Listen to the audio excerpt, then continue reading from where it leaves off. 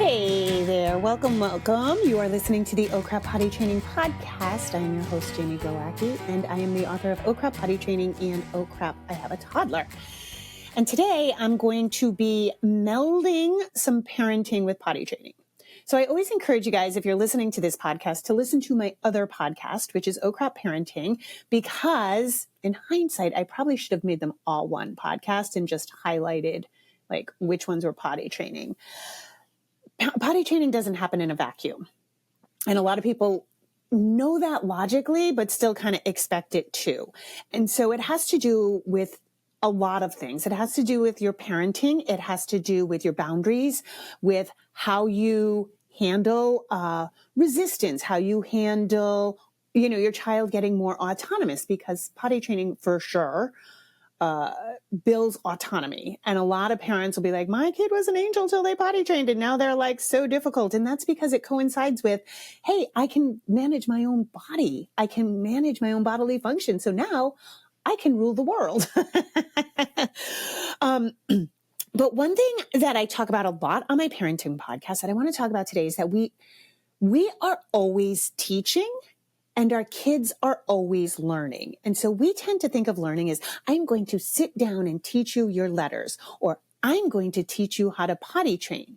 But our kids are watching. They're watching and they're picking up and they're learning at the speed of light.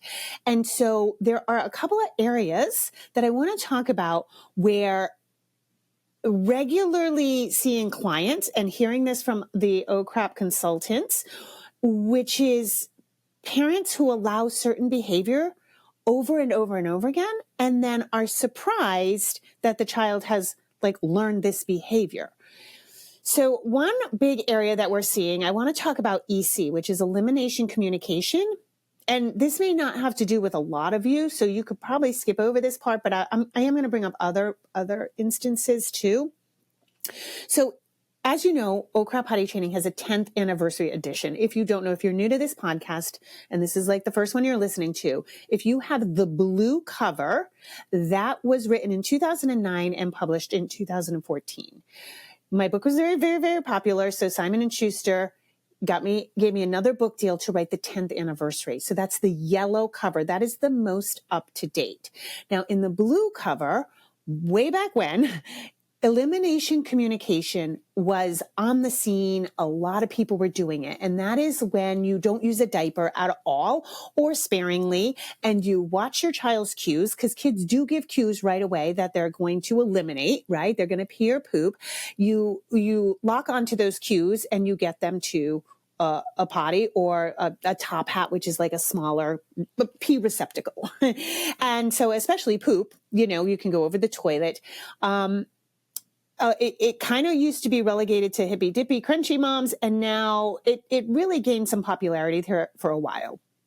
And then there were people kind of doing it wrong, or really struggling, or having 4-year-olds still not potty trained. And so there was a whole chapter in the blue cover in the old version of the book.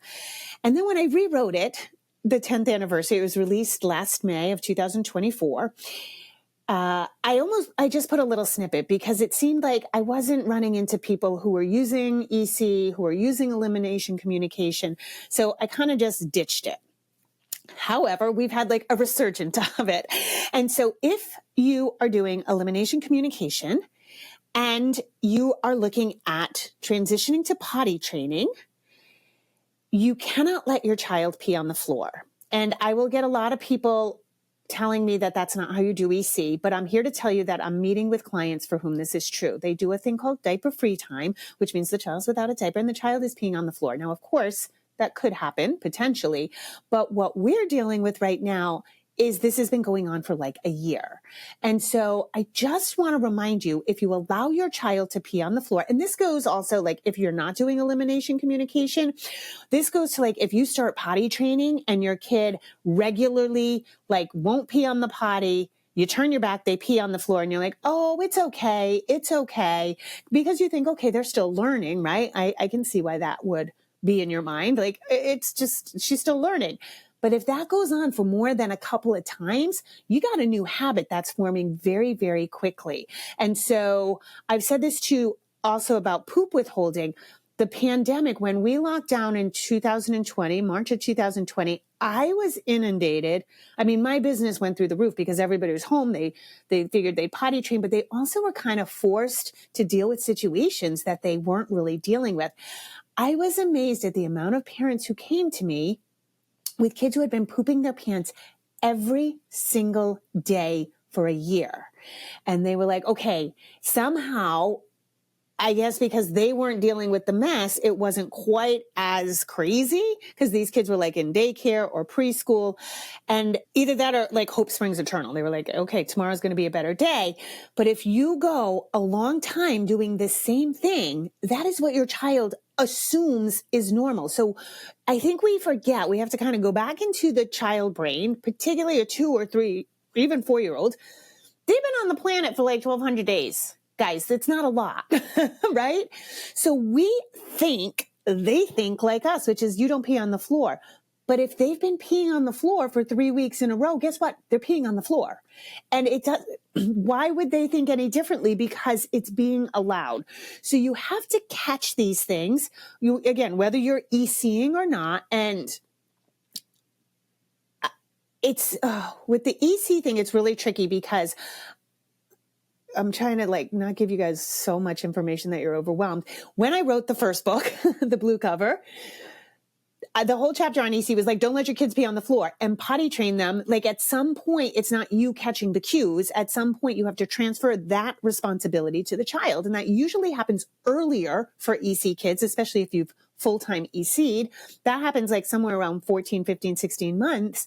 But if you don't attend to it, the child's just going to assume this is your responsibility. So if you've been catching their cues since birth, why would they think like, okay, I'm 2, I'm going to take this on? Like we still have to go through the process of potty training. If your child has been allowed to be without a diaper, good for them. But if they're consistently peeing on the floor and now you're like, oh no, put it in the potty, that's not going to go too well. You're going to have to build in that consistency and repetition that you built in on the other thing. Same thing with potty training. If you're on day 4 and all you're getting is pee on the floor, reach out for a consult, like figure this out, but don't keep allowing that. I'd far more rather see a kid in a diaper than peeing on the floor, because peeing on the floor is incredibly hard to break that habit, because then that just goes into peeing on the pants or pooping in the pants. I'd rather see a reset and the kid, back in a diaper, because at least then we have a jumping off point, right?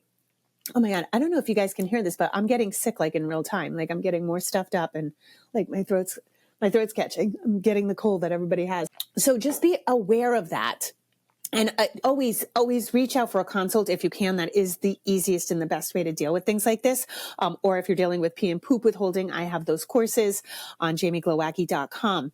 But the other thing is, this is also, I want to say this because you're in the age range of toddler, right? And the reason I wrote, Oh Crap, I Have a Toddler, is because I saw this change between a kid who's 2 and a kid who's 3. And that year is so important because they build so many skills, including potty training, and they get more autonomous, and things that we allow at 2 because they're just learning, now at 3 suddenly become entrenched behaviors. And this can be across the board, whether it's tiny dictators. I have a whole podcast on tiny dictators. And if your child is telling you where to sit at the table, or telling your spouse where to sit, or dictating how the family dynamic goes, that's not good.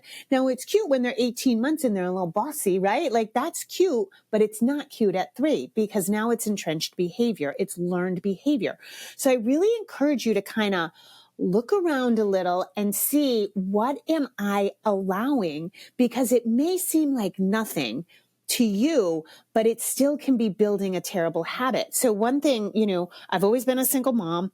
Pascal and I have always kind of just coexisted, probably more of a democracy than most families, because it's just us 2, but never a full democracy. I'm the leader. And my mom was horrified. She had come over and she was like, Jamie, you let him boss you around. And he's like 2.5. And I was like, I don't let him boss me around. And then I realized he'd be like, I'm thirsty. Water. He'd just yell it out, maybe even say water, please. But I'd be in motion anyway, so I'd get the water. but I wasn't even realizing that he wasn't asking nicely. He was perfectly capable of getting it himself. And so it was one of those things that it wasn't bothering me. I didn't even know it was a thing till somebody pointed it out. And then I was like, holy crap, he is bossing me around. And so then we had to work on that, because had I let it go, I would have had a very entitled 7-8-year-old, which makes a very entitled 10-year-old, which makes a very entitled teenager. And that's something you don't want. They're already self-absorbed and entitled. So we don't want to add to that. So nip things in the bud. If there's something going on that is not right. Peeing on the floor is not right in any circumstance except day 1 or 2 of potty training. Like just overtly peeing on the floor, that is not good. If your child is, being rude or being a tiny dictator, or anything feels like often is making you resentful, then that's up to you to fix. And one thing I'm seeing across the board, and again, this episode's a little bit more about parenting than potty training, but it has everything to do with potty training. More and more parents are asking their kids permission to parent them. So, okay, we're going to do this. Okay. Don't say that. You're the leader because you're wiser. Hopefully you are bigger. You can do more things. You know more things. You've been on the planet a longer amount of times. You've learned your lesson. You've been through around a few blocks. Take that position seriously. It's up to you to be the leader, not your child. And expecting your child to make a good decision when they're 3 years old is insanity. They do not have the capability. Their decisions are going to be willy-nilly, impulse led. Like, they don't have prefrontal cortex. That's not online yet. So I keep seeing parents expect the kids to do better. Well, he should know. Maybe he doesn't, because have we done repetition and consistency? That's what leads us, especially in the 0 to 6 mode. You really want that repetition and consistency with whatever, bedtime, screen time, like consistency meaning your boundaries. If you are this way one day and the next day you're something else, your child's going to be all over the place, because that's what they need in that 0 to 6. They need that repetition and consistency. So if you're building in repetition and consistency with crappy behavior or things that are making you resentful, be aware of that. And I will tell you right now, as a mom to mom, if you're a mom listening to this, but even dads, do not let your child do something that makes you resent them, because you will not be able to have a poker face. It will start to erode at you. It will wear you down. It will make you shorter with your child. It will make you not like them. And you're going to love your kid always. But do you like your kid? Are they doing things consistently that make you resent them? Again, the word is consistency. So, he consistently poops in his pants. Dude, you got to stop that. That's poop withholding, and you need to get my course, but or get a consult, but you need to stop that. He consistently is rude. All right, let's address this. Let's figure this out, okay? Because as soon as you say consistently doing undesirable behavior or behavior that makes me resentful, this is what is wearing us down as mothers. This is what's building in burnout in us, because we're constantly resenting our kids, because they're doing behavior that we are allowing. And allowing is a tricky word, because it's like you're letting it pass, I think, is a better way of saying it. It's not like you're fully allowing it. I'm sure you're trying to do things to change it, but you're not hitting the nail on the head yet. Okay. So again, especially as it comes to potty training, if you see consistent undesirable behavior, you get a consult. Really, there's a bunch of us on my website, because you want to change that, and you want to consistently have the better behavior, right? And I also think that, like, a lot of people, I see this when I work with pee and poop withholding clients. They'll have one great day, like we kind of fix the problem, and they have this one great day, and they're like, whoa, we're done. Okay, now I don't need to focus on this so much. And I'm like, no. You had a kid who was poop withholding for a year. Even though we put in, a few days on this, or a week or two so far, it doesn't mean it's going to get better that fast. Or people will reach out to me. I've done your pooping solutions course. It's day 3. I'm not seeing any improvement. I'm like, you had a kid who's been withholding since birth, so we can't expect turnaround. Remember, consistency is the magic keys to parenting, whatever it is. Again, bedtime, screen time, meal times, whatever your rules are about food. If you have any rules and boundaries. And my work, especially the parenting side of it, is really based on Kim John Payne's philosophy. 0 to 6 is govern, 6 to 12 is garden, and 12 to 18 is guide. And so govern means having your boundaries, setting the foundation, and that's what you need in 0 to 6. And I swear by this. I think what happens is the last time we remember being parented, we were teenagers, and our parents probably handled it very wrong. And so now we try to remedy that parenting. We're always trying to correct our own parenting. So if you hear somebody say, do your work, that's what it means. You're trying to correct your parenting. And when you have a kid, it's balls to the walls. It's salt in your wounds, because that's what's going to happen, right? So you're going to try to correct your parenting through your child, but you're usually trying to correct toddler behavior with teenage philosophy. So 0 to 6 is govern. That means you lay the foundation for this consistency, this repetition, constantly just building the foundation. You have a relationship with your child. Of course, you're bonded, but it's not the relationship you're going to have when they're teenagers. They just don't have the brain capacity. And I keep seeing parents expecting children to make a good decision on their own. Not yet. It's coming. And when you build this foundation correctly in the 0 to 6, then the 6 to 12 is remarkable. It's called the gardening stage, and you get to see, like, you planted the seeds and now the flowers starting to bloom, and it's so exciting. And this is so great because when you have the foundations, you're not worried about all this disciplining stuff. And then I've just done a couple of episodes on Oh Crap Parenting about, like, talking about sex, talking about drugs, talking about alcohol. These are the conversations you're going to have in that guide, that 12 to 18. That's going to be totally different, and you can expect a different relationship with your child. But right now, don't ask them permission, and don't let them do things that are making you resentful. You can get help. You can get help from me. You can get help potty training from Oh Crap Consultants. There's tons of resources out there. It doesn't even have to be me. Reach out to somebody so that you can get some help to get the consistency in the good camp and not in the quote unquote bad camp. Kids aren't bad, but their behavior sure can be.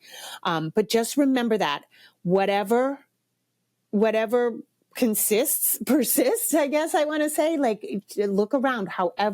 Whatever's being done consistently is being built as a habit. So, all right, you guys, as always, I appreciate you. I appreciate you listening. Rock on and have a beautiful day.